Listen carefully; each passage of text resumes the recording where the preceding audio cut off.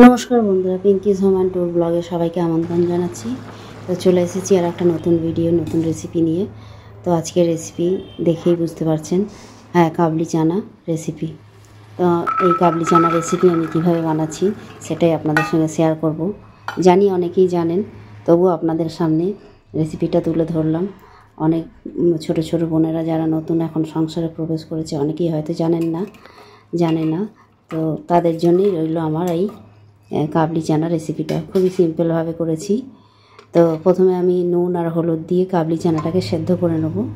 আগের দিন রাত্রে ভিজিয়ে রেখেছিলাম।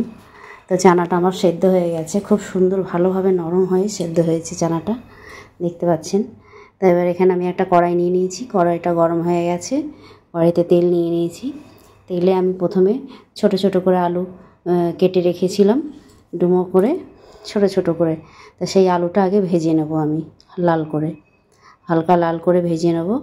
তারপরে আমি মশলাটা এক এক করে কষাবো। এখানে আমার আলু ভাজা হয়ে গেছে, আলুটা এবার আমি তুলে নেব থালার মধ্যে। তো প্রথমে আমি এখানে গোটা গরম মশলার তেজপাতা ফোড়ন দিয়ে নিলাম। ফোড়নটা দেওয়ার পরে এখানে দিয়ে নেব রসুন কুচি আছে, পেঁয়াজ কুচি আর টমেটো। তো প্রথমে রসুন কুচিটা আমি ভেজে নিয়েছি, তারপর পেঁয়াজ বাটাটা দিলাম। এরপরে এক এক করে মশলা আমি দিতে থাকবো।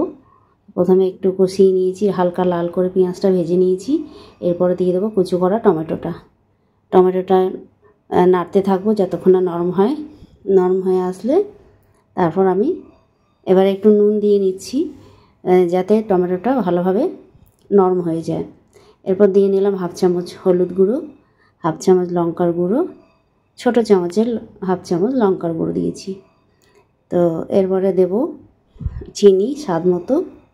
তো এখানে আপনারা নিজেদের মতন চিনি নিয়ে নিতে পারেন, মিষ্টিটা স্বাদ বুঝে আপনারা নিয়ে নেবেন কম বেশি করে। তো এই সব কিছু দিয়ে এবার আমি ভালোভাবে মশলাটাকে কষিয়ে নেব। তো এখানে কষানো হয়ে গেছে, টমেটোটা নরম হয়ে গেছে। এরপর দিয়ে নিচ্ছি আমার একটা বাটা মশলা রয়েছে, আদা ধনে জিরে বাটা। তারপর দিয়ে নেব চানা মশলা। তো এখন চানা মশলা পাওয়াই যায়, তো সেই চানা মশলা দিয়ে আমি মশলাটাকে ভালোভাবে কষিয়ে নিলাম। সব কিছু কষিয়ে নেওয়ার পরে এইভাবে ভালো করে মশলাটা আলুর সঙ্গে কষিয়ে নিতে হবে। কষিয়ে নেওয়ার পরে এখানে আমি একটু সামান্য জল দিলাম, জল দিয়ে মশলাটাকে একটু নরম করে নিলাম। এরপর নেড়েচেড়ে এখানে আমি যে সেদ্ধ করা কাবলি চানাটা ছিল সেটা ঢেলে দিলাম। ঢেলে দিয়ে এবার কিছুক্ষণ আমি ফুটতে দেবো।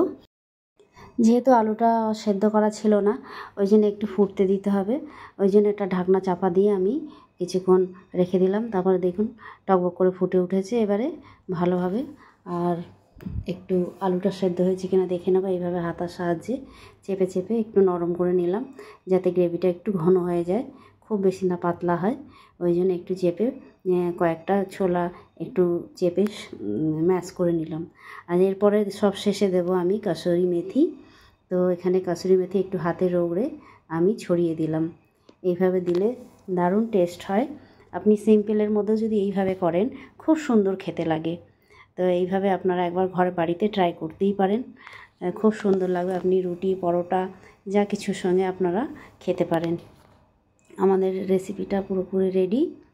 তো যদি ভিডিওটা ভালো লেগে থাকে অবশ্যই লাইক কমেন্ট শেয়ার করবেন আর আমার পাশে থাকবেন। আমার চ্যানেলটাকে সাবস্ক্রাইব করে পাশে থাকা বেল আইকনটা প্রেস করবেন, যাতে আমার যে কোনো নতুনত্ব ভিডিও আপনাদের কাছে তাড়াতাড়ি পৌঁছে যায়। তো বন্ধুরা সবাই ভালো থাকবেন, সুস্থ থাকবেন।